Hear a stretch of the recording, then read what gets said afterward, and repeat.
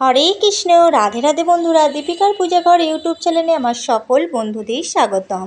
বন্ধুরা, আজ আমি তোমাদের দেখাবো হাওড়া জেলার প্রাচীন একটি মন্দির। এটি হচ্ছে হাওড়া জেলার কুলগাছি তুলসীবেড়িয়া অঞ্চলে অবস্থিত। আর এটি হচ্ছে শ্মশানকালী মা। এখানে খুবই জাগ্রত। মায়ের মন্দিরটা বিশাল বড়, তোমরা দেখতেই পাচ্ছ। আর মায়েরও দর্শন করাবো। এখন মন্দিরে গেট দেওয়া আছে। এখানে পুজোর সময় হচ্ছে 11:30টার পরে, আর আমি সকালের দিকে এসেছি, তাই এখানে মূল মন্দির বন্ধ আছে। আর দেখো, সামনেই রয়েছে নাট মন্দির।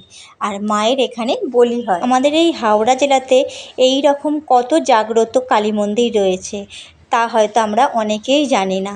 আর এই মন্দিরে এসে আমার খুব ভালো লাগলো। আর দেখো, এই মন্দিরের চারদিকে গোড়েমালা দিয়ে বন্ধনী দিয়ে গেছে। যারা এখানে মানত করে মনোবাঞ্ছা পূরণ হয়, তারা এখানে এসে মায়ের এই মন্দিরে এইভাবে গোড়েমালা দিয়ে গোটা মন্দিরটা ঘিরে দিয়ে যায়। আর এখানে মায়ের বাৎসরিক উৎসব হয় চৈত্র মাসের শনিবারে।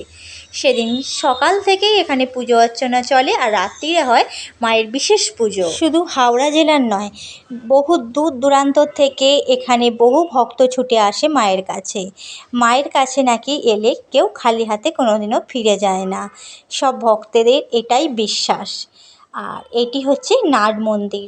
আর মন্দিরটা এতটাই ঠান্ডা, এই বৈশাখের গরমে সত্যি এখানে এসে মন থেকে শান্তি পাওয়া গেল। আর মায়ের কাছে এলে তো শান্তি পাওয়াই যাবে বলো। আর এখানেই দেখো বলি হয়, এই সেই জায়গা।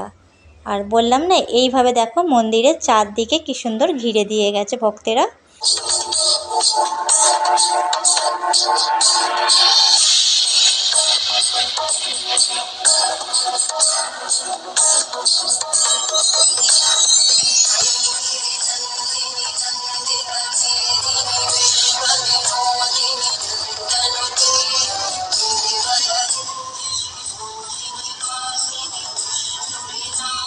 আর মায়ের মন্দিরের ঠিক পাশেই রয়েছে মায়ের প্রতিষ্ঠা করা পুকুর।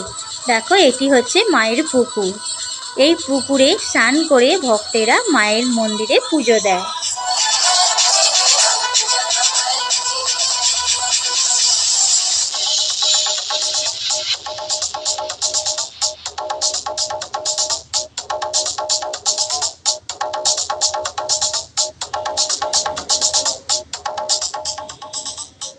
চলো এবার তোমাদের মায়ের দর্শন করাই। দেখো, আমরা মা কালী সাধারণত দেখি জিভ বার করা থাকে, কিন্তু এখানে মায়ের বিশেষত্ব দেখো, মা এখানে জিভ বার করে নেই। মা কোথায় যে কোন রূপে ধরা দেবে, সত্যি কারোর পক্ষে জানা সম্ভব নয়। মায়ের দর্শন করে নাও, আর তোমাদের যা মনোবাঞ্ছা আছে মায়ের কাছে জানা, মা তা অবশ্যই পূরণ করে দেবে।